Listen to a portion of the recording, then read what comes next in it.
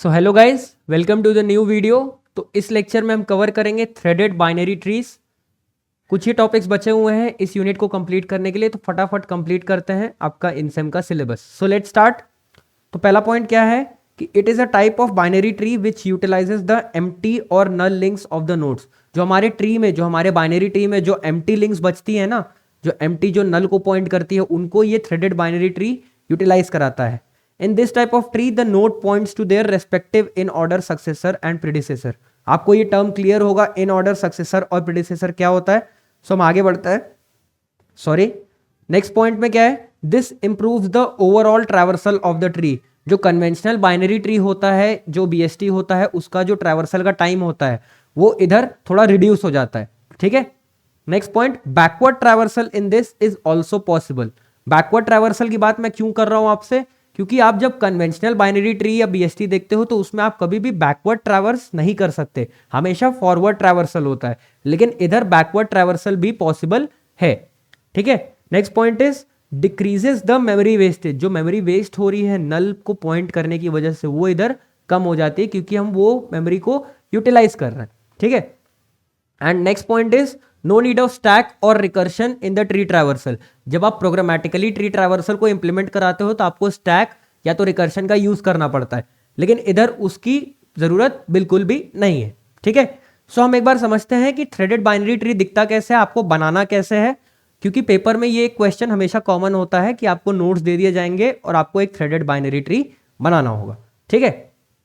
सो आगे बढ़ते हैं। ये एक छोटा सा एग्जांपल लिया मैंने आपके लिए। ये मान लो क्या है, हमारा एक बाइनरी सर्च ट्री है। ये क्या है, हमारा एक बाइनरी सर्च ट्री। इसमें ये देखो, आपको ये दिख रहा है, ये null null, these are what, empty links. These are what, empty links. Empty links कैसे बोल रहा हूं, क्योंकि आप ये देखो ना, 49, 57 and 70 are the leaf nodes. 49, 57 and 70 are the leaf nodes. तो ये लीफ नोड्स होने की वजह से इनका जो राइट और लेफ्ट लिंक होगा, राइट और लेफ्ट चाइल्ड होगा, वो क्या होगा, नल होगा ऑब्वियसली। सो वो क्या है, वेस्ट है, क्योंकि आप उसको कहीं सिग्निफिकेंटली यूज नहीं कर सकते। तब उसको यूटिलाइज कैसे करें। तो पहला स्टेप क्या है कि आप इन ऑर्डर ट्रैवर्सल लिख दो। इस ट्री का क्या लिख दो, in order traversal. In order traversal मैंने आपको बताया था प्रीवियस लेक्चर में कैसे लिखना है किसी भी बीएसटी का। सो प्रीवियस लेक्चर एक बार रीचेक करना। मैंने इन ऑर्डर ट्रैवर्सल लिख दिया। अब मैंने यहाँ पे एक टेबल बनाया है जिसमें मैं हर नोड के लिए एक इन ऑर्डर, उसका इन ऑर्डर प्रीडिसेसर और इन ऑर्डर सक्सेसर लिख के दे रहा हूँ। तो 49 का इन ऑर्डर प्रीडिसेसर क्या होगा, वो कैसे पता करेंगे, इन ऑर्डर ट्रैवर्सल में जाओ और 49 का जस्ट प्रीवियस वाला चेक करो, कौन है, कुछ भी नहीं है, नल। तो इसलिए यहाँ पे नल लिखा है। देन इन ऑर्डर सक्सेसर कौन होगा, ऑब्वियसली आगे वाला उसका, that is 50। For 50 it would be 49 and 57, 49 and 57, जो कि मैंने यहां लिखा है। Similarly for 57 it would be 50 and 60। For 57 it would be 50 and 60. For 60 it would be 57 and 70. And for 60 and for 70 it would be 60 and यहाँ पे कुछ नहीं है, so it would be null। ठीक है, क्लियर है। तो अब देखो इसकी मदद से हम कैसे अपना थ्रेडेड बाइनरी सर्च ट्री बनाएंगे। यहाँ पे देखो मैंने 2 पॉइंट्स आपके लिए लिखे हुए हैं। वो टेबल का यूज करो और क्या करना है, जो राइट एम्प्टी लिंक्स हैं वो किस पे पॉइंट कर जाएंगी, इन ऑर्डर सक्सेसर पे, और जो लेफ्ट एम्प्टी लिंक्स हैं वो किस पे पॉइंट कर जाएंगी, इन ऑर्डर प्रीडिसेसर पे। ठीक है। सो ये देखो एम्प्टी लिंक्स कौन कौन सी थी, ये वाली थी, ये देखो मैंने यहाँ पे आपके लिए मार्क कर दिया है। ये हमारी एम्प्टी लिंक्स थी ना, हमें बाकी किसी लिंक से मतलब नहीं है, जो एम्प्टी लिंक्स है उन्हीं से मतलब है। तो उनको आपको ये रूल फॉलो करके पॉइंट कराना है। ठीक है। सो मैं इनको इरेज कर देता हूँ, यहाँ पे मैं ये वाला पार्ट इरेज कर देता हूँ और यहाँ पे डायरेक्टली बना के दिखाता हूँ। 49 के लिए देखो, 49 के लिए जो लेफ्ट एम्प्टी लिंक है वो किस पे पॉइंट करेगी, INP, that is in order predecessor पे। तो 49 का इन ऑर्डर प्रीडिसेसर कौन है, नल। कौन है, नल। तो मैंने नल पे पॉइंट करा दिया। अब 49 का जो राइट एम्प्टी लिंक है वो किस पे पॉइंट करेगा, इन ऑर्डर सक्सेसर पे, that would be 50, that would be 50। आप ये देखो मैंने इधर ग्रीन सा हाईलाइट किया हुआ है जो एम्प्टी लिंक्स वाली नोड्स है। ठीक है। अब 57 का देखो, 57 का आप इन ऑर्डर प्रेडिसेसर बोलो कौन है, that is 50। So left link will point two 50, correct. अब राइट एम्प्टी लिंक जो होगी वो किसको पॉइंट करेगी, 60 को। डायग्राम देख के बताना आप मुझे, सॉरी टेबल देख के बताना। देखो 60 हो गया। अब 70 के लिए बात करो, लेफ्ट वाला किसको पॉइंट करेगा? 60 को।